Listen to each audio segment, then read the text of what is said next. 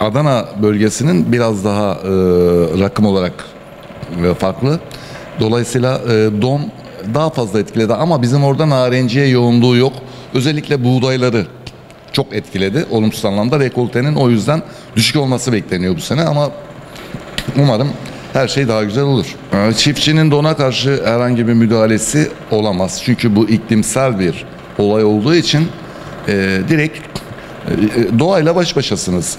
Ama bununla alakalı tarsimin mutlaka çiftçi tarafından yaptırılması gerekir diye düşünüyorum.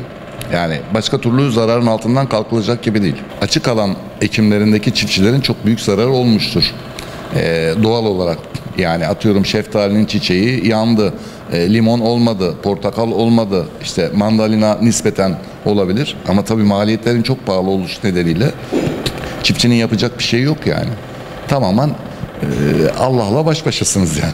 Makro anlamda, mikro anlamda çok büyük taleplerimiz var.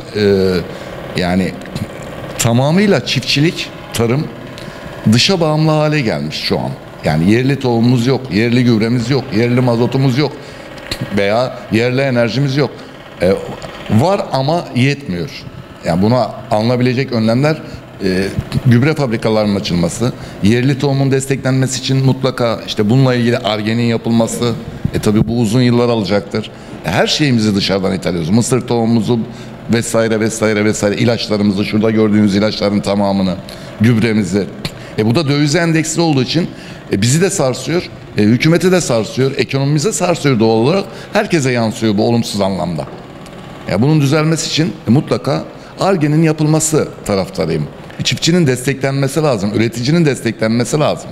Fiyatların ve enflasyonun stabil kalabilmesi için.